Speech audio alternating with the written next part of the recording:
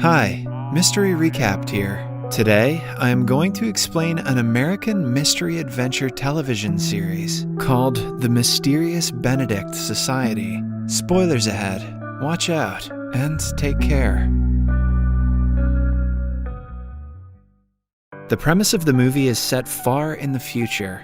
Our world is secretly being attacked by a mysterious force that is making people more anxious every day. Because of the anxiety, the illusion of international panic, known as the emergency, is created. It has induced citizens with a fear of something bad happening, which in turn messes with the economy and other factors plaguing the world. Rainey is an orphan who loves to read and enjoys his own company. He wants to make friends, but the children in the orphanage make fun of him for being intelligent. He often feels out of place, mostly because the others aren't half as smart as him. His only mentor is his Tamil language teacher, Miss Perumal. One day, she shows him an advertisement about a test, in which the winners are awarded a scholarship to attend a prestigious school called the Boatwright Academy. Rainey has always wanted to go to Boatwright, but he doubts his own abilities. Miss Perumal assures him that he will be the most deserving one out of all the attendees of the test. The next morning, she comes to pick him up. Then they drive to the examination hall and separate after a hug.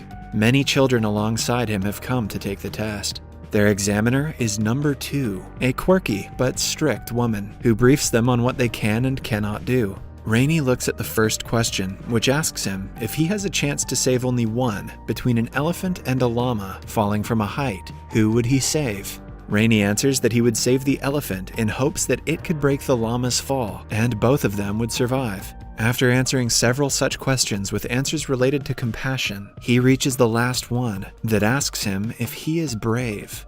Rainey takes time to think about it and answers that he would like to think so. Number 2 asks them to drop their pencils.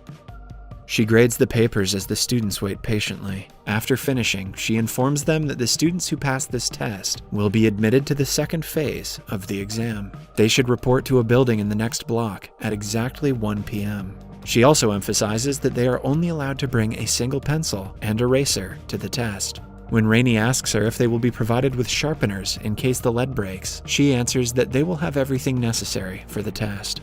Then she reads the list of students who passed that only has Rainey's name on it. Everyone else disappointedly leaves the premises, while Rainey goes to the next examination hall. While walking inside, a girl before him named Rhonda accidentally drops her pencil into a sewer drain. Rhonda's friend abandons her and walks inside, but Rainey offers to help her. They only have a few minutes before the exam starts, so he breaks his pencil into 2 and hands one half to her, confident that a sharpener will be provided inside. She expresses gratitude and offers to show him the answers during the test, but Rainey declines the offer. In the examination hall, number 2 explains to them that anyone who speaks during the test will be dismissed. She also adds that the test will be long and difficult. A girl groans at the comment and is disqualified for making noise. Rainey raises his hand and gestures that he needs to sharpen his pencil. Number 2 understands and allows him to do so. The test finally starts, and only a few seconds in, a boy runs away shouting that he cannot do this. Rainey focuses on the questions which are too difficult for him to understand. Most of them are advanced level questions about world history and geography. Still, Rhonda, who is seated right before Rainey, finishes in only half an hour. Before submitting the answers, she secretly drops a small piece of paper for Rainey. He notices the paper has all the answers on it. Although Rainey is struggling with the questions, he doesn't pick it up. The atmosphere is intense, as some students almost cry because of the difficult questions. Rainey knows none of the answers, but upon reading the questions carefully, he realizes that the answer to the first question is hidden in the last question. In the same way, all of the answers are in the questions themselves. After finding that out, he easily writes them down and does great on the test. A while later, the result is announced, and again, only Rainey passes. It is surprising to him because Rhonda has cheated. She wishes him luck and leaves him to wait for further instruction. Then, an A-grade student named Sticky Washington enters the room. Sticky has an eidetic memory, meaning he can remember everything he sets his eyes on. He was also the only one who passed the test in his batch, which he thinks is weird because someone else had cheated. It turns out that they had the same experience before the test and met the same girl who dropped her pencil in the sewage. They figure out the actual aim of the trick was to test their loyalty and kindness. Therefore, they passed, and the other students who only focused on the questions did not. Suddenly, a girl comes running to the room and introduces herself as Kate. She is an athletic and adventurous girl who never goes anywhere without her red bucket of tools. Kate claims that she didn't actually pass the test because the questions were too difficult. In fact, she was selected because she helped number 2 chase away all the angry parents by creating a distraction. Then, Krista and Dewey join the group. They have also passed the exam and are pretty confident that they will make it to the Boatwright Academy. Krista is a know-it-all who thinks that everyone is inferior to her. After the team has assembled, they are introduced to Milligan, the overseer of the next test. He instructs them to enter a room one after another and asks Krista to go first. She walks into the room and notices the chessboard-patterned floor. A note on the floor asks her to cross the room without stepping on the black or white squares. She bluntly says no, refusing to do the task because she thinks it is a trick question. Milligan disqualifies her and asks her to go home. Next, Dewey enters the room and uses his athletic abilities to jump to the yellow squares. He sticks to the wall and leaps to the other end of the room easily. After he passes, Kate enters with her red bucket of tools. She uses a rope from her bucket and ties it tightly to make a pathway. Kate used to work in a circus for a long time and can easily walk on ropes. She uses her skills to reach the other end and complete the task. When it is Sticky's turn, he reads the question carefully and figures out that it specifically asks them to not step with their feet. So he instead gets on all 4 and crosses the room. Lastly, Rainey thinks for a long time and simply walks to the other end of the room. When asked how he passed the test, he claims that the boxes had longer lengths, which means that they weren't squares. Since the question asked them to not step on the squares, he simply walked across and passed. After that, Milligan asks them to come with him to the place where their final test will be taken. He takes them to a sewer, claiming that it is the pathway to reach their destination. The kids find it odd that the entrance examination to such a prestigious school makes the finalists walk through sewage. Rainey also notes that none of the examiners have mentioned the Boatwright Academy yet. He still trusts Milligan and follows him to reach the front lawn of a mansion. Milligan leaves them alone for a few minutes to check if everything is prepared inside. When the kids are left to themselves, Dewey starts to exercise while the other 3 talk about their families. Kate reveals that her mother died when she was a little girl and her father abandoned her in an orphanage. She doesn't blame him because that is how she found her love for circuses. Rainey also reveals that he never knew his parents, but he still misses them generally. Dewey follows up with a comment saying that his parents love him and call him their miracle. Good for you, Dewey.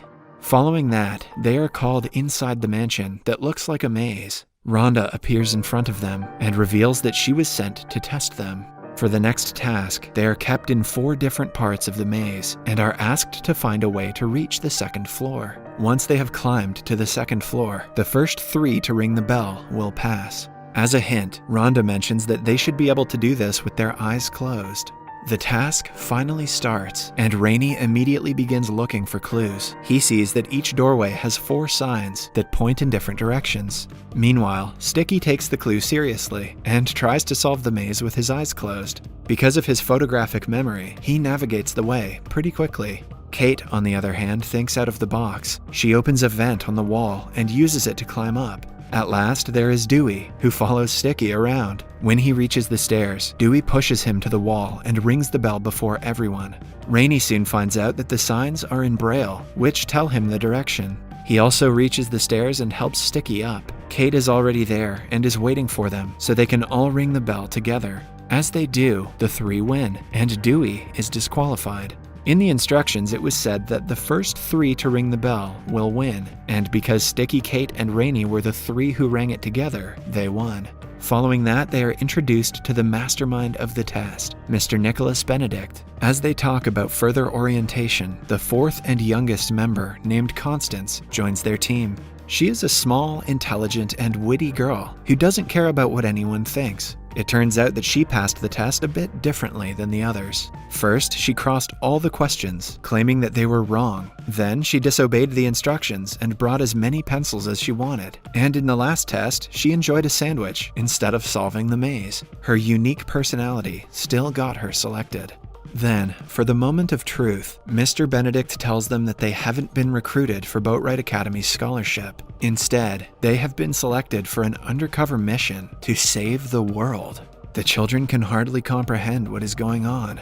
Mr. Cumberbatch explains that they are the only ones who can end the emergency and save the world from chaos. It turns out that a mysterious subliminal message is being broadcast all around the globe through radios and televisions. When people listen to such TV and radio shows, they only hear the sound that has the highest frequency. But behind that sound, someone has added violent messages in a low frequency that the human ear cannot catch. Although people cannot hear the message, their brain reacts to the frequency. Hence, they subconsciously start to believe the message, which makes them anxious. These messages have created the illusion of international panic that we call the emergency. After a year of research, Mr. Benedict has found out that the signals of the messages are coming from an island that is the home to a children's school. Hence, only kids are allowed to go there. Therefore, their group has been selected for the task. He gives them the option to say no, and is happy that he got to meet such intelligent kids. After much thinking, all of them agree to join the mission and start their training. Subscribe for more videos like this, turn on notifications, and leave a like to help the channel out. Thank you for watching.